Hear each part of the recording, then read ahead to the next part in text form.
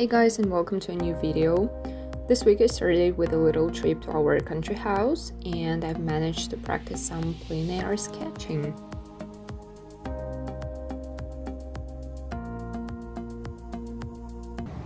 I'm back.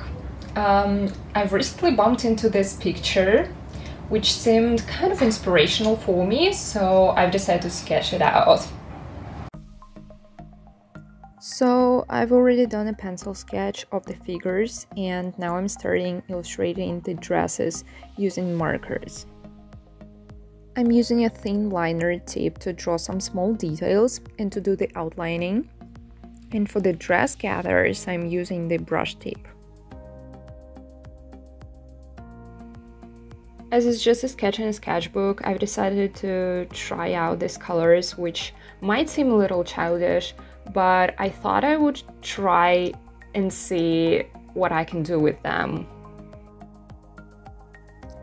Recently I've been really into sketching with markers, no matter what type of markers actually, because it's just much more convenient to carry them around, even if you are at home or outside, because while sketching in the street, you don't really have much space to hold different kinds of materials in your hands, and it's just more handy to use markers, just a couple of colors.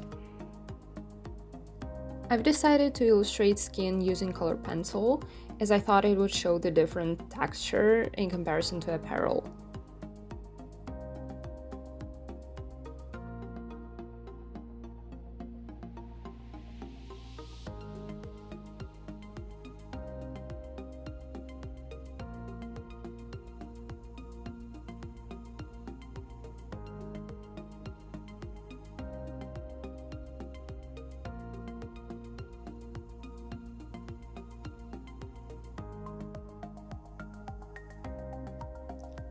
Then I realized my camera stopped recording, so here is the final illustration.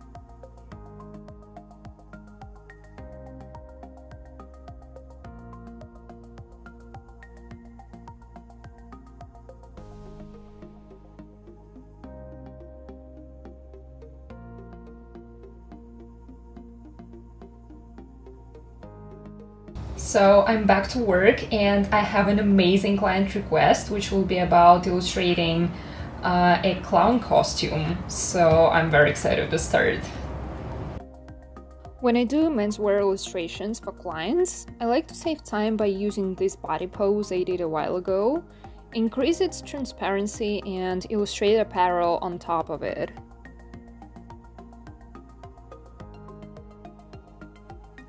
Once the pencil sketch is done, I always send it to a client for approval. At this stage, we can adjust proportions or garment details.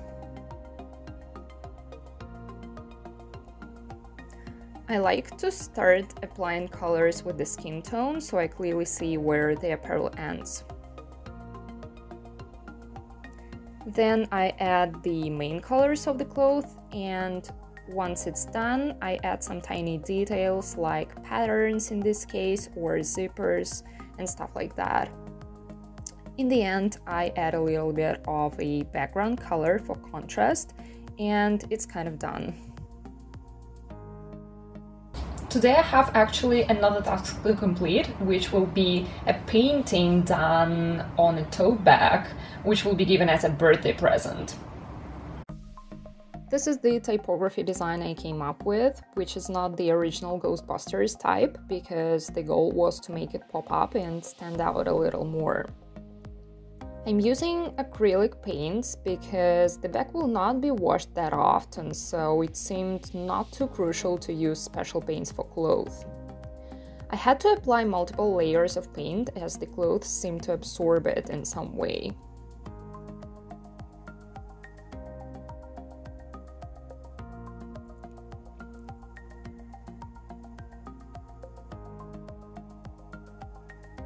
The hard part was to make thin outlining visible, as the cloth is not as smooth as paper is. Anyways, the birthday kid was happy and so was I.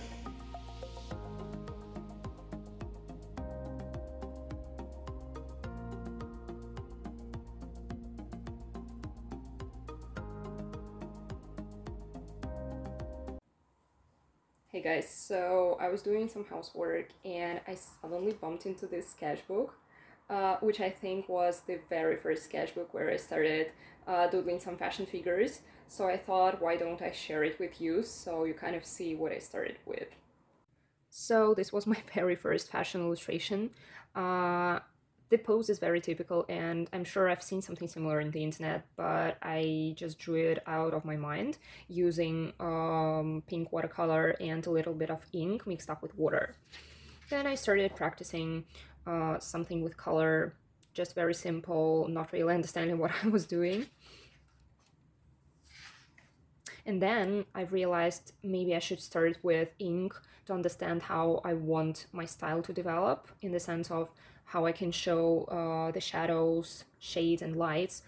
And this practice helped me a lot because in quite a while I've realized I like this style much more than something very freestyle, if you say. I like the fact that I can clearly see where the shade is going, and I kind of like this graphical style, so I've decided to develop something based on it, and I started practicing more this kind of style, and I'm sure you can see this technique being used by me in all of my illustrations till now. So this is all I wanted to share in this video. Stay tuned for more freelance fashion illustrator related content, and I will see you in the next video.